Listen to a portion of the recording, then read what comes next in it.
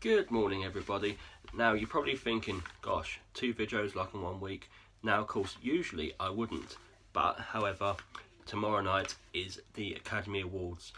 And, I've got to be honest, I don't usually watch like the Oscars. As a film fan, you're probably thinking, what, like he doesn't watch the Oscars? And I've got to be honest, it's a very long ceremony that goes on forever. Um, I do enjoy it in terms of everything like that goes on in it. Um, However, like in recent years, it's become more of a political like agenda, like for a lot of actors and actresses. Um, like they come on, like they get their award and they say climate change, politics, and you're sort of thinking, how about, I'd like to thank the people love this award. Thank you very much, love, for my nomination. I'd like to thank my wife, kids, etc. Thank you, good night.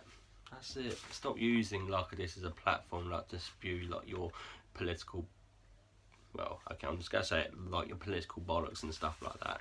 Everyone's entitled like their opinion, that's fair enough, but don't broadcast it to everyone. With that being said, I thought that I would do a video on like the Oscars this year because I like to predict things, and I think it's good luck for my channel and my subscribers and people.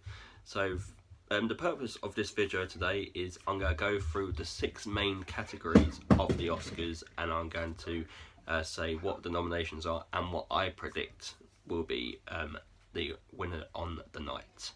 Of course, there are so many categories like to go through. That's why I'm just going to go for what they say is the top 6: best actor, best supporting actor, best actress, best supporting actress, best film, best director, and best film.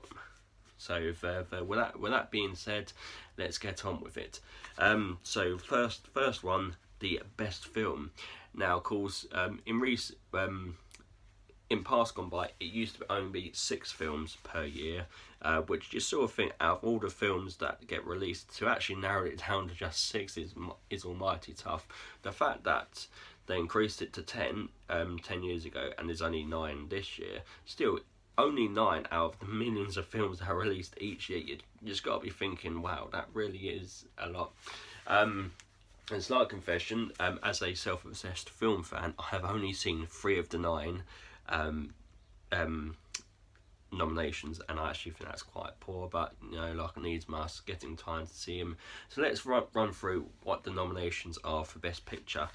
1917, Ford versus Ferrari, Joker, Once Upon a Time in Hollywood, Parasite, The Irishman, Little Women, Jojo Rabbit, and Marriage Story. Now, of course, 2 of those 9 are Netflix films. So I've only seen 3. Those are 1917, The Joker, and Once Upon a Time in America. I loved all of them. So let's go through like of each one, which one like you sort of got the chance for. Like I say, there is a lot of brilliant filmage there. In terms of category, like, it's a bit of everything. There's comedy, there's drama, like there's action, there's historical war, period drama, for both, and yeah, lots of everything. So far, 1917 have won 2 of the 3 main awards, the BAFTA and the Golden Globe. Is on course lot for the hat trick. I do think that is the hot pick. I would like to see either 1917 or the Joker win this one. You can't discount Once Upon a Time in Hollywood either. The Irishman. I think they've all got a good chance. I'd say the outsiders would quite possibly be Parasite, Little Women, and Jojo Rabbit, only because I haven't seen like of either of them. I'd say Jojo Rabbit, probably because it's sort of hasn't really like been marketed as big as you would expect. For Little Women, although very very heavily driven, it's not really distribution wise. Parasite, only because I think that's going to triumph in the best foreign film. You see, and that's only came out over here in like the UK yesterday, so there's not a lot there. So let's go for what you would say I'd say like album that like there's 4 main contenders there. So let's start like right at top. 1917, like I say, it's won 2 out of the 3. It's going to be a big film. You expect it to reap the awards that it's been given. Joker likewise made a lot of money, very well received critically. The Irishman didn't get a cinema release, a Netflix-based film, much like Marriage Story. Let's put the 2 together. Both got good casts. Not a lot of in there, but you can expect it to maybe pick up something in the more acting awards. So I think both films, The Irishman and Marriage Story, will have a good chance in the other awards. Not so much best film. And then we're going to go for Once Upon a Time in Hollywood. Starry cast, Quentin Tarantino, enough said. Didn't make as much money as you would expected. In terms of promotion, it wasn't that heavily promoted. Which is a shame, because I thought it was a fantastic film, and the fact it's all about old Hollywood, you would expect a bit more. But so let's say I want Joker to win, but I think it's going to be 1917. Love the hat trick. So let's go with 1917 there. All right, best director. I thought we'll get those before we go on to the actors. So yeah, we got.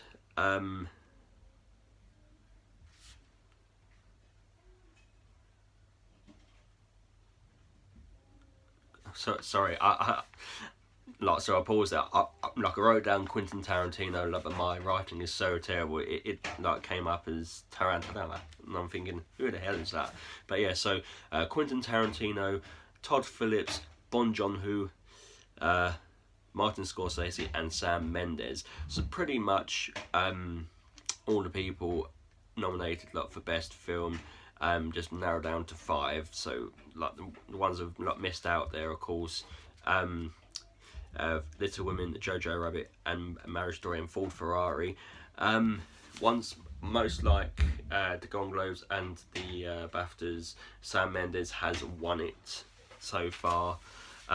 He is once again a good shout for the the hat trick. He's ready. He's ready. Almost got a hat trick for best film, and is on the verge of hat trick for best director. But he's in a good field there. You can't discount the fact of Todd Phillips, Bong Joon-ho, Martin Scorsese, and Quentin Tarantino. There could be an upset of Quentin Tarantino for guessing it, as it's been well documented. Once Upon a Time in Hollywood is his penultimate film. He has got one more film before he retires, and Sam Mendes would be a good shout for it. I think it always depends on the night, doesn't it? Usually they substitute one or the other in terms of best film, best director. Very rarely best film and director wins both. So maybe you got to look at in the fact that if Joker wins best film, 1917, Sam Mendes will get best director, and vice versa. It's a tough field, it really is, because you've also got Scorsese in there, Bong Joon-ho, who is not well known in main circles, but in independent circles, a very acclaimed filmmaker. And then, like I say, you got Todd Phillips, who's a good shout for it as well. The fact that he's made this epic film, The Joker, on the back of comedies. There's a good chance that if it don't get it this time, he'll direct another magnificently dramatic film and then come back for it. Once again, like Joker, I want it to be Todd Phillips, but I think it will be Sam Mendes. So, yep, 1917, Sam Mendes for the best director. So let's go on to best actor. So this year we've got Jonathan Pryce, Adam Driver, Antonio Banderas, Joaquin Phoenix, and Leonardo DiCaprio once again. a heavy field there of brilliant actors. So you've got Jonathan Pryce for The Two Popes, Adam Driver for for Marriage Story, Antonio Banderas for Pain and Glory, Joaquin Phoenix for The Joker, and Leonardo DiCaprio for Once Upon a Time in Hollywood. So once again, I've only seen two of them actors in those supposed films. And I've got to say, it's probably between them two and Adam Driver, just behind Love and Marriage Story. Apparently, like, his role in Marriage Story is amazing. Jonathan Pryce and The Two Popes, another Netflix film, not heavily promoted. But then again, Jonathan Pryce is a fantastic actor. Antonio Banderas loved the film Pain and Glory. I don't even think it came out here. If it did, it wasn't there long enough. It's out on DVD now. I think that's just them saying, here, Antonio, like, there's your chance for it. So there you go. It's a tough one. Like, Leonardo DiCaprio, accomplished actor. Joaquin Phoenix also won the Golden Globe and the BAFTA. I know you're probably thinking there's a recurring theme here, and as most years, sort of ones who win the previous awards get the next award, but it wouldn't be Hollywood and it wouldn't be drama if they threw in the odd surprise there. So what do we go for here? It's such a tough acting range there. In my personal opinion, it's got to be Joaquin Phoenix, because him playing the Joker, that was just wow. Leonardo DiCaprio was brilliant in Once Upon a Time in Hollywood, but I don't think you got his full acting range in terms of what he really can do. But in Joaquin Phoenix and the Joker, I know it sounds biased, but he really did make that role iconic. So I got to go a lot for Joaquin Phoenix here, and I just hope, please do not make another inducing cringy speech like you did like at the BAFTAs. So please, no, thank you. Right, on to Best Supporting Actor. So we have got Anthony Hopkins, Brad Pitt, Joe Pesci, Al Pacino, and Tom Hanks. Another smorgasbord there of brilliant actors.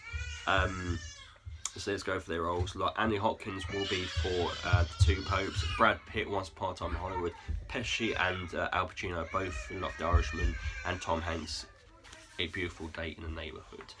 Tom Hanks is a good shout. It's just such a shame that his Beautiful Day in the Neighbourhood film hasn't been heavily promoted. And, you know, Tom Hanks already has 2 Best Actor awards. To get Supporting Actor, luck would be good luck for his mantle. Anthony Hopkins, much like Jonathan Pryce, in a good Netflix film, as so I'm told. The Two Popes, just once again as a Netflix film, not heavily promoted. But you could also say the same thing about The Irishman. That was promoted a bit more because it's Scorsese in that. I haven't seen it either, and I'll hit myself that I haven't. But the fact that Joe Pesci is back for his nomination, same as Al Pacino, it's really good. Brad Pitt did win the BAFTA and the Golden Globe. It would be good for him, and I think that you know, it would be accomplished, like for Once Upon a Time in Hollywood, like to pick up one of the main awards, if not in the Best Film or Best Director, to get something. And I thought that Brad Pitt was really good in that film, even though like he wasn't in it as much. You sort of say he's the supporting actor. He sort of like, wasn't it? Like, he had a few good scenes.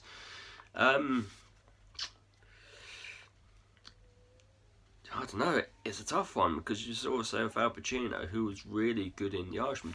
But that's the funny thing about The Irishman. Al Pacino's got a nomination, Joe Pesci's got a nomination, but Robert De Niro has not got a single nomination for that.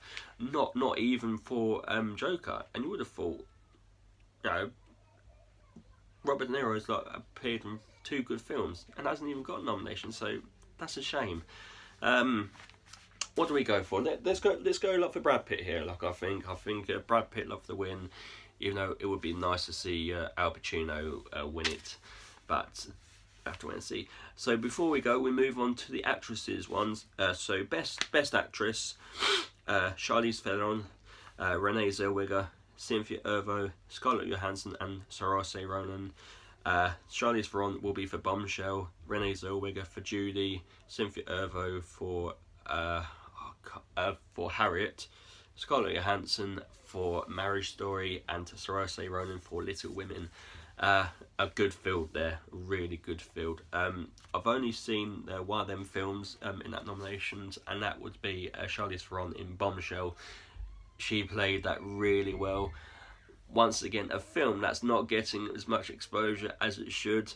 Back to my previous reviews, you know the reason why in terms of the publicity. So you're sort of thinking, okay, we'll give them the nomination, but let's distance ourselves from that film. So as much as I'd like to see her win that, I don't think it's going to happen. Excuse me. Cynthia Erivo for Harriet. I've been told is quite a groundbreaking film, despite no one really seeing it or heavily promotion. Scarlett Johansson, apparently she was amazing in Marriage Story. Saoirse Ronan, a accomplished actress in many films, Little Women being the latest. And Renee Zellweger, who's also got a Golden Globe and a BAFTA for playing Judy Garland in Judy. Obviously, you know the rest. I think it'll be really good if she gets the hat trick. It would completely make her come back. I haven't seen Judy, and I really want to, because I love biopic films, as you know. And I think it will be really good if she got it. I think the only competition for her is Scarlett Johansson, so I think it's between Johansson and Zellweger for it. Gosh, I think Scarlett Johansson, not this time, so Renee Zellweger for the win. The final award, Best Supporting Actress, Kathy Bates, Margot Robbie, Scarlett Johansson again, Florence Pugh, and Laura Dern. Good actresses there. Lots of Kathy Bates for Richard George. I was about to say Richard Jenkins. Gosh, they made the biopic about Richard Jenkins. Did they? Love the bald head. I could play a younger, Richard Jenkins. You know it. Yeah, for Kathy Bates for Richard Jewell, Margot Robbie for Bombshell, Scarlett Johansson for Jojo Rabbit this time. So she's in both supporting actress and that. So maybe she don't win that, she can win the supporting actress. She's got 1-2 chance. Florence Pugh for Little Women and Laura Dern for Marriage Story. Laura Dern got the BAFTA last week. The Golden Globe, I think, went to Margot Robbie. So now this is the interesting thing. It's 1 for 2 here. Kathy Bates was not nominated for a BAFTA.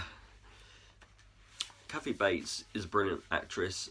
She hasn't been very well promoted in this film, like Richard Jewell, although I've heard her performance is quite amazing. She already has an Academy Award, lots to get a second would be good for her. However, she's in a poorly promoted film, which is a shame because it's directed by Clint Eastwood. Once again, so many films out in such a short space of time, not so much promotion, but there we go. Margot Robbie, an actress who goes from strength to strength every year. She was fantastic in Bombshell. Once again, a film that's not been heavily promoted. However, the fact that she was playing a fictional character in a world full of actual actresses and actors in that film, that's a short chance. Scarlett Johansson, Jojo Rabbit, you sort of think that although she got 1 or 2 chances to win these awards, you would have thought her work in Marriage Story is a bit more powerful. Florence Pugh, young actress, the fact that she's already got a nomination, what a year it's been for her. She's been in Little Women, Fighting With My Family, Midsummer. Her first thing you saw was Little Drummer Girl on the BBC. Amazing actress. She's going to go so far. She keeps this up, so hopefully she won't fade away, but keep going, Florence Pugh. I don't think this year will be your year, but the fact you can already have the headline of Academy Award nominee on your film posters is more than enough. This was amazing. And then we come to Laura Dern, a veteraness of the industry, been in amazing films, Near Dark, Jurassic Park, Star Wars, like The Last Jedi. Apparently her role in Marriage Story is amazing. They say like that she is the modern day Meryl Streep, which is a huge honour to bestow. Since like she did win the BAFTA, and I think in this it's a bit of hodgepodge, the best supporting actress. I think we will give it to Laura Dern like this time. So there we go. So tomorrow night is the Oscars.